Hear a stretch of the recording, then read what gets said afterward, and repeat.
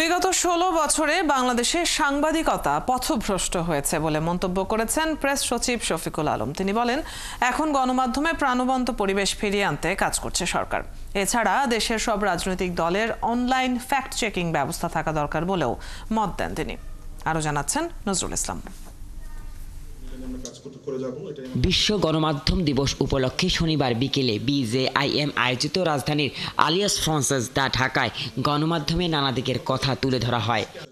সভায় অন্তর্বর্তী সরকারের প্রধান উপদেষ্টা প্রেস সচিব শফিকুল আলম গণমাধ্যম কর্মীদের চাকরির প্রেক্ষাপট তুলে ধরেন। একই সঙ্গে গণমাধ্যমে প্রাণবন্ত পরিবেশের জন্য সরকার কাজ করছে বলে জানান তিনি। কোনো পত্রিকা আমরা শাটডাউন করব না, কাউকে ব্লক করব না, কারো অনলাইনে কেউ কোনো ব্লক হবে না, কারো চাকরি আমরা আমাদের কারণে কারো চাকরি টার্মিনেশন হবে না, আমরা কাউকে চাকরি দিব না।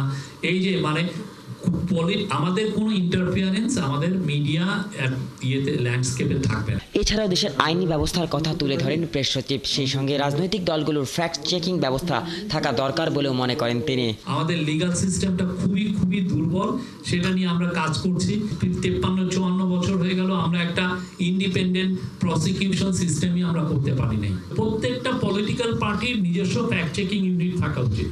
এদিকে প্রেস কাউন্সিলের নানা বিষয়ে কথা তুলে ধরা হয় আলোচনায়। একই সঙ্গে খুব শিগগিরই সাংবাদিকদের জন্য 3 বছর মেয়াদী অ্যাক্রেডিটেশন ব্যবস্থা করা হবে বলে জানান শফিকুল আলম। খুবই শিগগিরই আমরা এই সবাইকে আমরা অ্যাক্রেডিটেশন কার্ড নতুন করে দিব। আমরা সবার জন্য সময় আনছি। আগে একটা পার্মানেন্ট ছিল, আর একটা ছিল হলো টেম্পোরারি। আমরা পার্মানেন্ট 3 বছরের জন্য সবার জন্য আনছি, আর যারা ওয়ার্কিং জার্নালিস্ট তাদের জন্য আনছি।